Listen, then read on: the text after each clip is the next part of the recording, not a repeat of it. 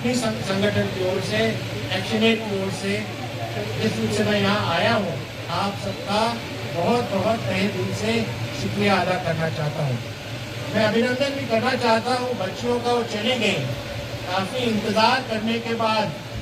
आज अंतर्राष्ट्रीय बालिका दिवस है और हमको लग रहा था शुरू में मौका मिलेगा तो शुरू में ही शुक्रिया करेंगे, क्योंकि बच्चियाँ भी चली गई हैं। मैं उनका अभिनंदन करता हूँ। उन्होंने जो कार्यक्रम में आज कार्यक्रम की शोभा बढ़ाई, दिल की शोभा बढ़ाई, एक आशा बढ़ाई हम सबके लिए, उसका अभिनंदन है साथियों।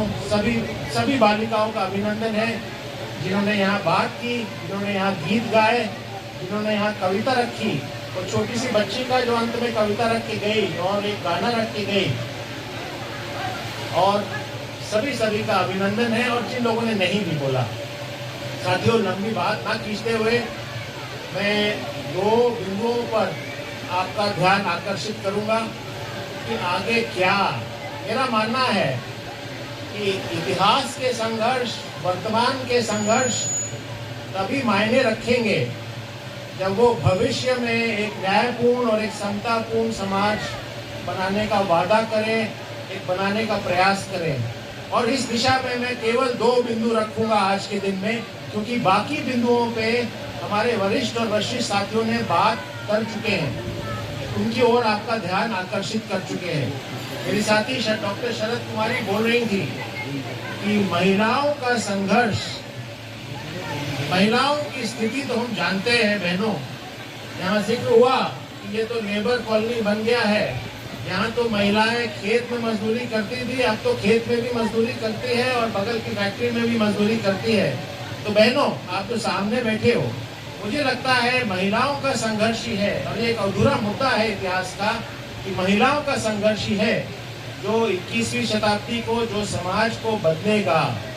और उसकी सही शुरुआत, मैं देश भर में घूमता हूँ, मौका मिलता है देश भर में घूमने का, और ये बात मैं जगह जगह से सुनता हूँ, उसकी शुरुआत बहनों आप ही के नेतृत्व से हो सकती है, क्योंकि और कोई आशा मुझे नहीं दिखती। मैं निराशावादी नहीं हूँ, आशा सब आप पर है कि क्या उसकी शुरुआत मुसहरी से हो सकती है। क्या हम संघर्ष करते सकते हैं कि बराबर का वेतन मिले। उसमें जो सहयोग चाहिए पुरुष साथियों से मांगिए, बोलिए, धड़ल्ले से मांगिए, क्योंकि ये इनकी ऐतिहासिक जिम्मेदारी है, हम सबकी ऐतिहासिक जिम्मेदारी है आपका साथ निभाना, आपके पीछे चलना। तो क्या हमें बराबर की मजदूरी मिल सकती है? क्या हम उस पर संघर्ष शुरू करें मुर्शियारी से? यहाँ से क्या हम संघर्ष शुरू करें जो डॉक्टर शरद कुमारी बोल रही थी, जिसका आह्वान मैं दोबारा करना चाहता हूँ कि जमीन पे हिस्सा, संपत्ति पे हिस्सा जो बोला गया है, जो जिसकी जिक्र आपने की, जो जेपी ने किए थे, एक प्रयास, एक अधूरा प्रयास है।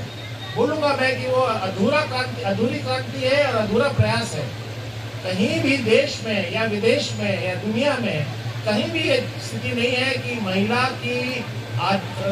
महिला को जमीन पे आधा हिस्सा है, संपत्ति पे आधा हिस्सा है। पूरे हिस्से की तो मैं बात ही नहीं कर रहा हूँ, पूरे आकाश की तो मैं बात ही नहीं कर रहा हूँ। तो क्या उसकी शुरुआत यहाँ से हो सकती है बहनों? क्या हम वो संघर्ष यहाँ से शुरू कर सकते हैं कि पूरा हिस्सा तो ना, आधा हिस्सा तो हमें जमीन का मिले, यहाँ की जमीन का मिले, संपत्ति का मिले। ये संघर्ष भविष्य के संघर्ष मेरे हिसाब से है, आपके दिल में है। कोई बोलता है, कोई नहीं बोलता। आज मंच पे बहुत महिलाएं नहीं तो अगर कहती तो हम ये बात जरूर सुनते।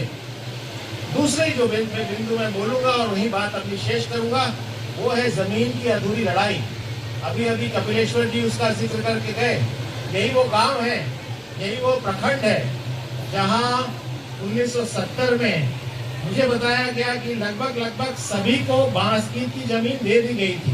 लेकिन आज जब आप यात्रा से आए और यात्रा का जब रिपोर्ट यहाँ निकला तो वहाँ क्या बताया गया कि बांसगीत की जमीन तो नहीं, खेती की जमीन तो दूर की बात। तो क्या वो संघर्ष, वो जो अधूरा सपना है कि जो खेती करता है, जो मेहनत करता है, उसके पास जमीन हो, क्या वो अधूरा सपना पूरा किया जा सकता है? क्या उसकी शुरुआत, वो जो संघर्ष रहा है इतिहास का, वो जो वर्तमान की बड़ी एक समस्या है और बड़ा एक संघर्ष है देश भर में, क्या उसको हम भविष्य में जाके पूरा कर सकते हैं, क्या उस संघर्ष को हम आगे लेके चल सकते हैं। साथियों, मैं यही दो बातें बोल के आपको दोबारा अभिनंदन करता हूँ, आप सबका तहे दिल से धन्यवाद देता हूँ।